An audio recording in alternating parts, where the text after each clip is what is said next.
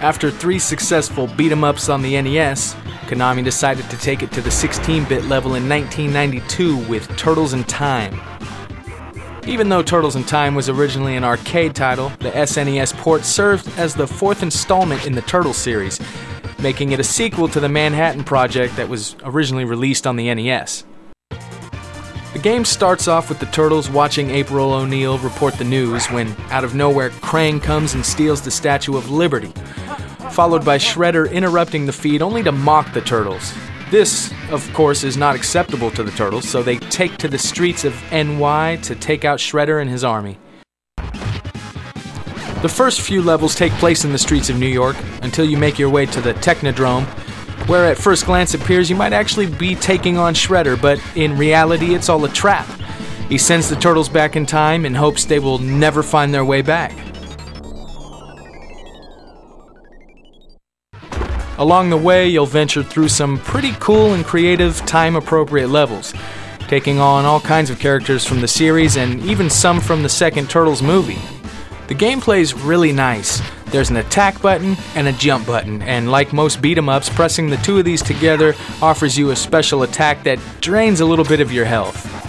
Now by default, the run option is set to auto, where your character will just automatically run while in a walking state for more than a few seconds. I prefer setting the option to manual, where you can just double tap the direction you wish to run. This is helpful, especially since you can perform running attacks, and I like to use those a lot.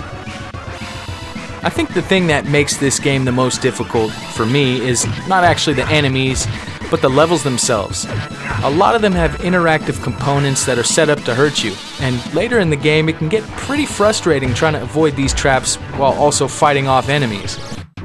I also love the fact that you can slam your enemies around, and if they hit another enemy in the process, it causes damage. A nice way to kill 2 birds with 1 stone. Visually, this game is a 16-bit masterpiece. The colors are bright and vibrant, the backgrounds all look great, the animations are spot on, and the little touches like the scaling when you throw the enemy towards the screen really drew me in as a kid, and still impress me to this day. I don't think you can get much better than this on the SNES. The game even uses the Super Nintendo's Mode 7 for 2 of its levels, which really add to the diversity of the gameplay, as you're not just walking and fighting, but actually surfing and controlling a hoverboard.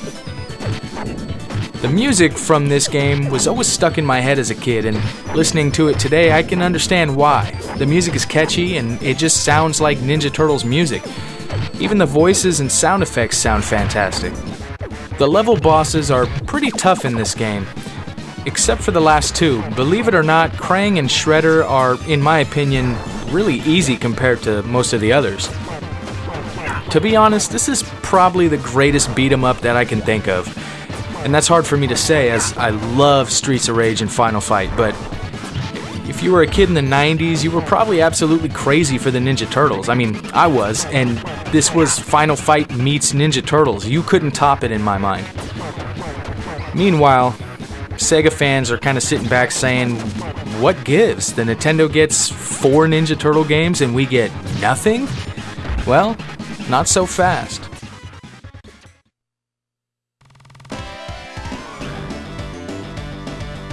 Later that same year, Sega Genesis fans would finally get a Ninja Turtles game on their console. Teenage Mutant Ninja Turtles Hyperstone Heist was released for the Sega Genesis.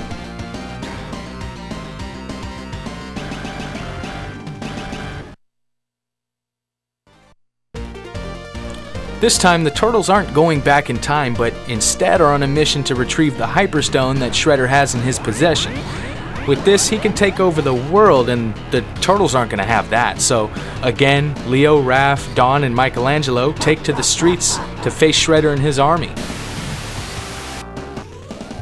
Now, if this game looks, sounds, and feels like Turtles in Time, it's because it's heavily modeled after Turtles in Time. This game, however, features only 5 levels, though they are a lot longer than those in Turtles in Time. Now, I know I'm probably in the minority here, but I prefer the Genesis controller here. The original 3-button one. It just feels good for these beat-em-ups. I also like that the run command is now assigned to a button. Now I can run just by pressing a button instead of double tapping a directional button. Otherwise, the game plays almost exactly the same. Hyperstone Heist doesn't look as good as Turtles in Time, but it's not by much. It has a slightly darker, more doled out color palette, and the edges aren't as smooth, but I mean, it still looks really good. The Genesis does a good job here. Gone is the ability to throw opponents towards the screen, which is kind of a shame because that was actually kind of a big deal back in 1992.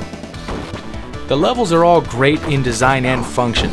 Most are different, but a few of them are just modified versions of those seen in Turtles in Time. The music's the same, though it's not as clear, and though the sound effects haven't been changed either, they sound overly loud and distorted. The Genesis never really excelled in sound, in my opinion, but that never stopped me from loving a Sega game. It's definitely not a deal breaker here. I find Hyperstone Heist a little more difficult than Turtles in Time. It seems like the life meter depletes a little faster in this game, and there's also a level called the Gauntlet in which you have to face all of the bosses that you've already faced up to that point in one level, which is where I lose most of my lives. Just like in Turtles in Time, I feel like Krang and Shredder are a little bit easier than everybody else, but it's a journey just trying to make it to them. When it's all said and done, I'm glad I own complete versions of both of these games. Both are fantastic beat-em-ups, and in my opinion, must-owns, but they could cost you a little bit at right around $40 a piece usually. Hyperstone Heist put up a good fight for the Genesis, but that damn tournament fighters killed Sega's chances of taking the crown.